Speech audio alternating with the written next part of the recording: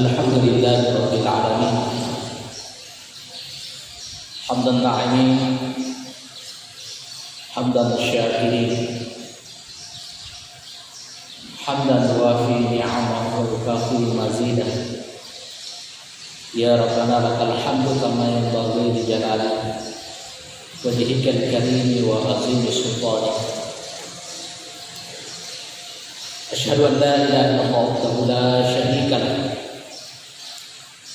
Syahadatan takuna lana fid dinani kanzan ma'rufa. Wa asyhadu anna Muhammadan abduhu wa rasuluh allazi aqama manadir al-islam ba'da al-uthur. Allahumma salli wa sallim ala sayyidina Muhammad sayyidil mursalin wa ala alihi wa sahbihi ajma'in, amma ba'd. Ayyuhal muslimun al-hadirun, usikum wa nafsi awwalan bi taqwallah faqad fazal muttaqun. Qala Allah ta'ala fi kitabihil Qur'anil Karim, wa man a'rada an zikri fa inna lahu ma'isyatan dhankan wa nahsyuruhu yaumal qiyamati a'ma. Sadaqallahul azim. Hadirin sidang jamaah Jumat yang insyaallah dimuliakan oleh Allah, patut rasanya kita kembali memanjatkan puji syukur kehadirat Allah Subhanahu wa taala bahwa dengan kudrah dan iradatnya siang hari ini sejenak kita hentikan perjalanan kita. Siang hari ini sejenak kita hentikan aktivitas keduniaan kita. Untuk selanjutnya kita terhimpun di tempat yang mubarakah ini dalam rangka melaksanakan kewajiban kita sebagai hamba Allah yang beriman. Demikian pula salawat salam tentunya senantiasa kita kirimkan atas junjungan kita Rasulullah Sallallahu Alaihi Wasallam.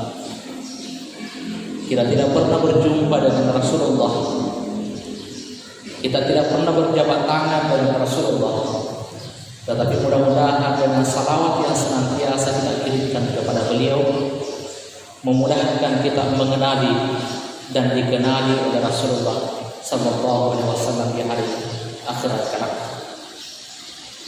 Hadirin sidang jamaah Jumat yang dimuliakan oleh Allah,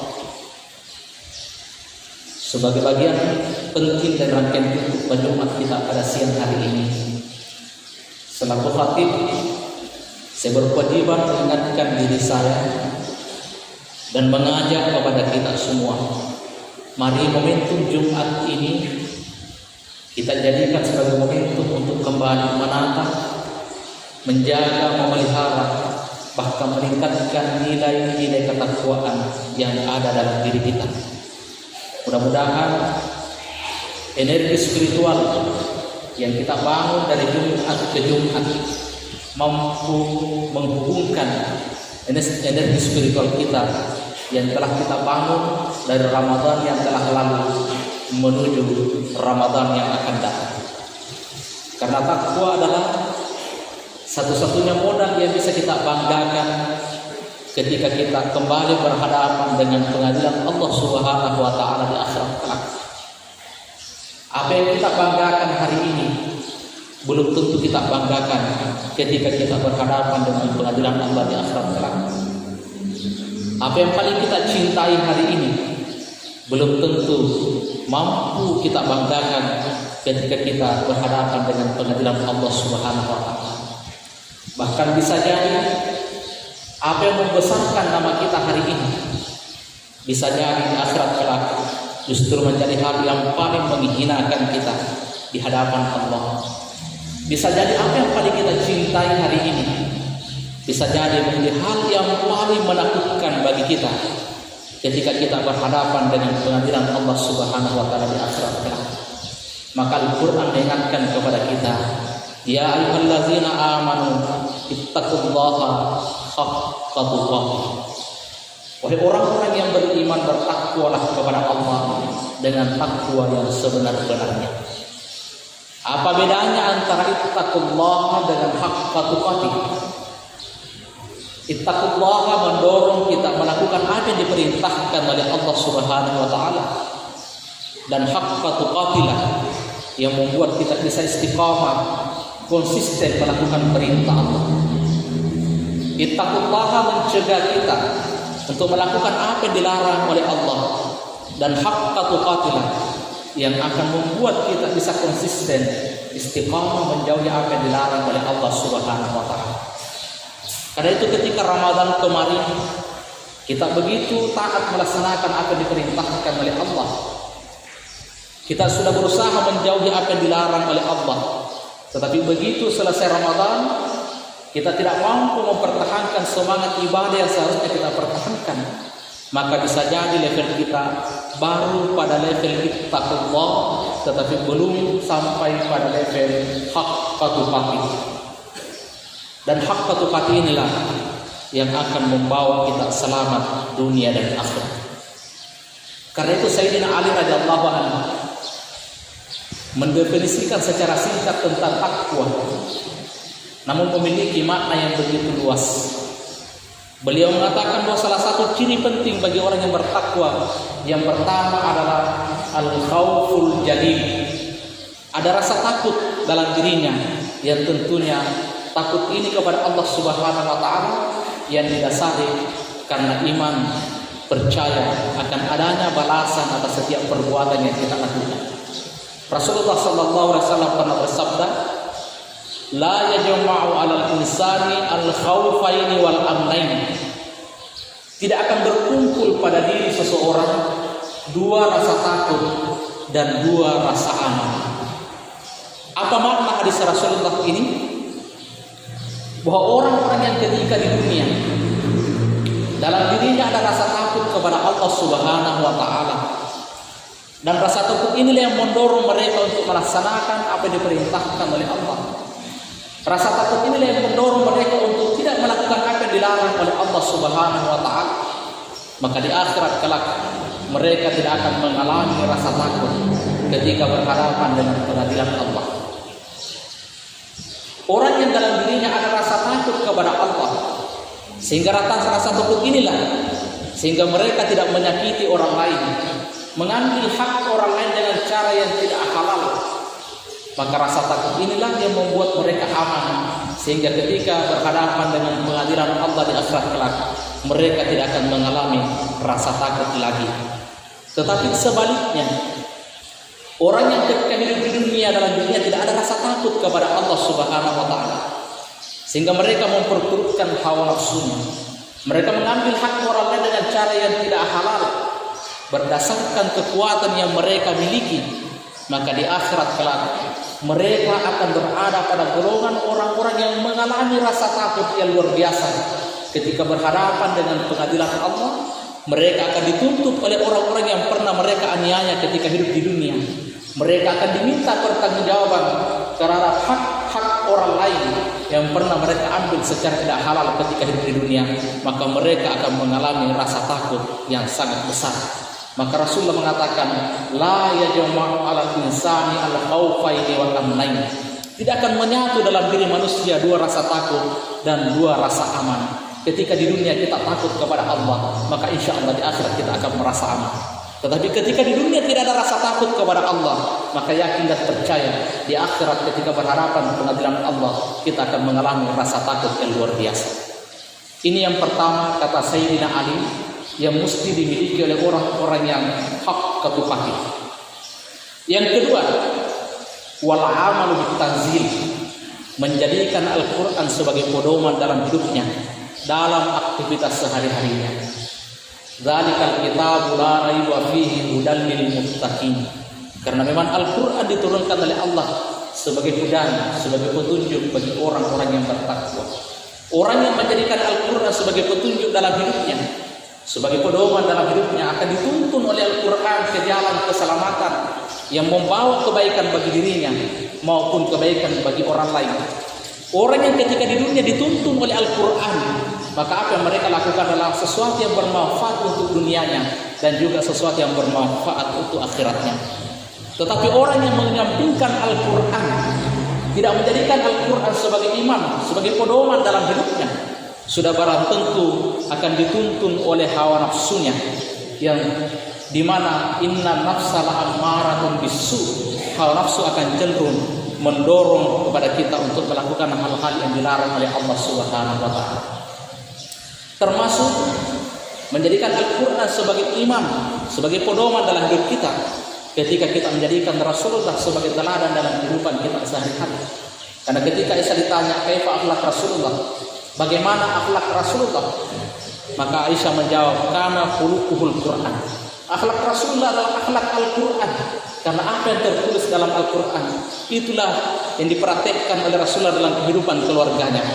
Apa yang termaktub dalam Al-Quran itulah yang dipraktekkan Rasulullah dalam kehidupan sehari-harinya. Rasulullah mengajarkan kebenaran dengan cara-cara yang benar.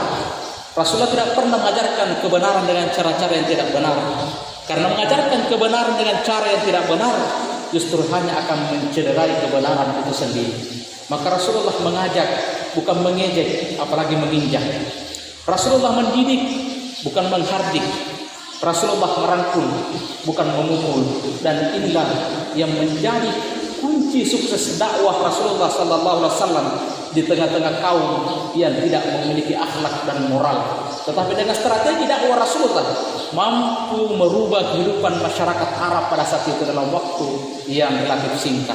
Tidak sedikit orang yang berangkat dari rumah dengan pedang tertulus, dengan niat untuk membunuh menghabisi Rasulullah. Tetapi begitu bertemu Rasulullah, mereka terpesona dengan kelembutan hati Rasulullah, dengan akhlak mulia yang dimiliki dari Rasulullah, sehingga mereka jatuh tersungkur dan bersyahadat di hadapan Rasulullah sallallahu alaihi wasallam. Maka mari kita jadikan Al-Quran sebagai pedoman dalam hidup kita, dalam kehidupan kita sehari-hari. Kita mencontoh Rasulullah, mengajarkan kebenaran dengan kelembutan, mengajarkan kebenaran dengan cara yang tepat dan benar. Karena mengajarkan kebenaran dengan cara yang tidak tepat akan mencederai, bahkan akan membuat orang lain menjauhi kebenaran itu sendiri. Hadirin sidang jamaah Jumat yang dimuliakan oleh Allah. Kemudian yang ketiga, kata Sayyidina Ali, al-isti'dadu liyaumil akhir. Salah satu kriteria orang yang ittaqullaha haqqa tuqatih adalah orang yang senantiasa mempersiapkan bekal untuk kehidupan akhiratnya. Karena hidup di dunia ini sangatlah singkat adanya.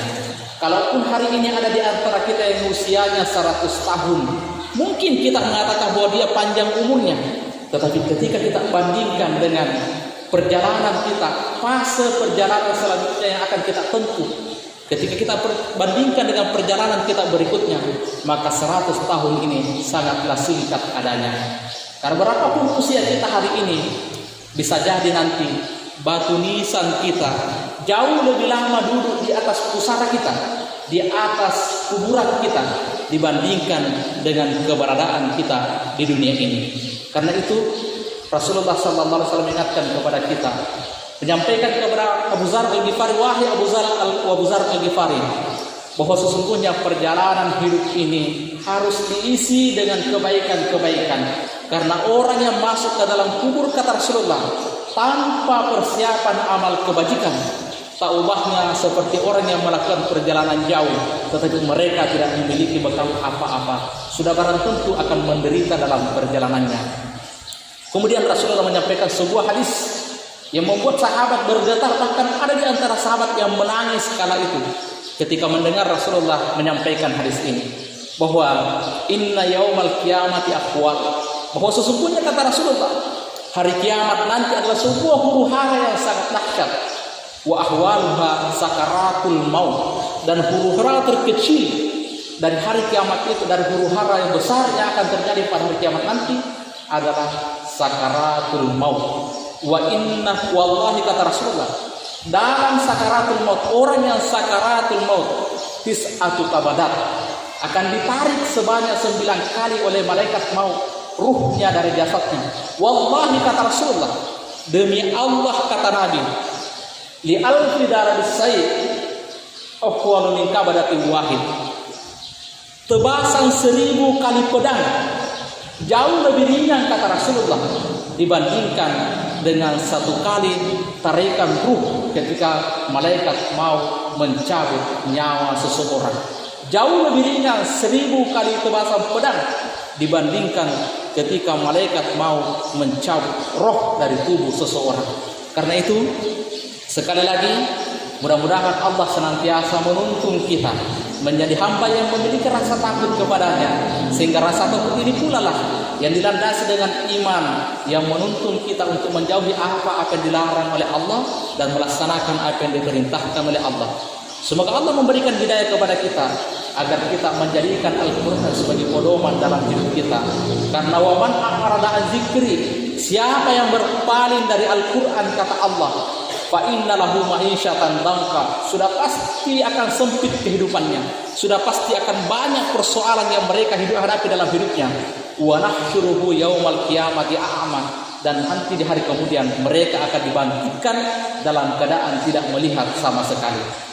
Hadirin sidang jamaah Jumat yang dimuliakan oleh Allah, demikianlah khutbah yang bisa kami sampaikan pada kesempatan ini. Mudah-mudahan momentum Jumat ini segala aktivitas ibadah kita diterima oleh Allah Subhanahu wa taala. Barakallahu fiik.